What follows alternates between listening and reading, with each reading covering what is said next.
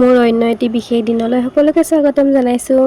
আজি ইমান যে গৰম পৰিছে আৰু গৰমে গৰমে মই যাবলৈ লৈছোঁ এগৰাকী যুৱতীৰ ঘৰলৈ। যুৱতীগৰাকী মানে আজি জন্মদিন, সেইবাবে উইচ কৰিবলৈ নহয় দেই, খাবলৈহে আহিছোঁ আমি।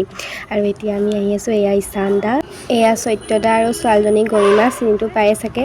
আৰু আমাৰ বিশেষ যুৱতীগৰাকী এইগৰাকীয়ে, কালি যে বাৰ্থডে আছিলে আমাৰ বিশ্ব ছাৰৰ ভনীয়েক, মানে ছাৰৰ কালি বাৰ্থডে আছিলে আৰু আমাৰ যুৱতীগৰাকী আজি বাৰ্থডে।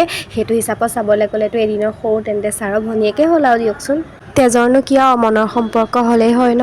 ক'বালৈ অহাৰ পিছতে যেতিয়া খাবলৈ মাতে এনেকুৱা লাগে যেন জীৱন লক্ষ্যত উপনীতহে হৈছোঁ।